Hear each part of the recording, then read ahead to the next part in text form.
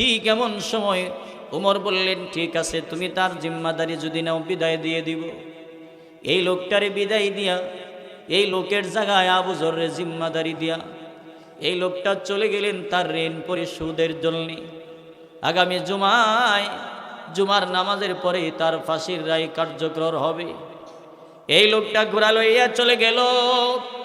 প্রায় 350 মাইল দূরে গিয়া ইহুদির বাড়ি থেকে ঋণ মুক্ত হইয়া বাড়িতে আসেন। মা এবং বাবার কাছে গিয়া বিদায় নেয় আর বলে, মা গো, বিদায় দেন, হয়তো আজকের পর থেকে আপনার এই ছেলে আর কোনোদিন আব্বা ডাকবে না, আম্মা ডাকবে না। ওগো মা, 2.5 বছর আপনার বুকের দুধ আমি পান করলাম, আজকের পর থেকে হয়তো আর কোনোদিন আপনার বাড়িতে আমি প্রবেশ করব না।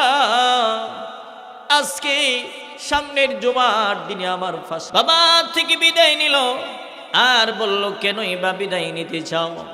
ডেকে বলল, মা গো, আমার পরিবর্তে আমার একজন দিনী ভাই, মুসলমান ভাই, তারে আমি জিম্মাদারি দিয়ে আসছি।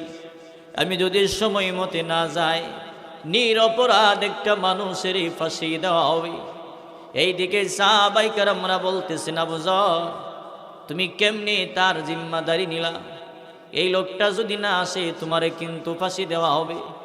আবু যর গিফারি রাদিয়াল্লাহু আনহু বলে, আমার নবী বলছেন, আল মুসলিম আখুল মুসলিম, একজন মুসলমান অপর মুসলমানের ভাই।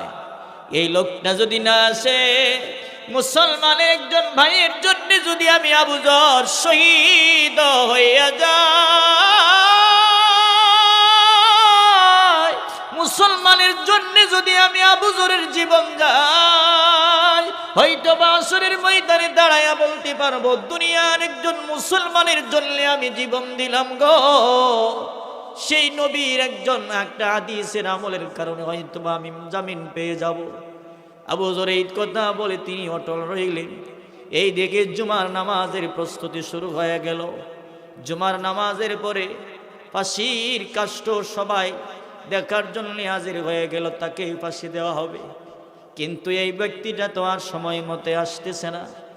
হযরতে আবু যরকে ডাক দিল, আবু যর,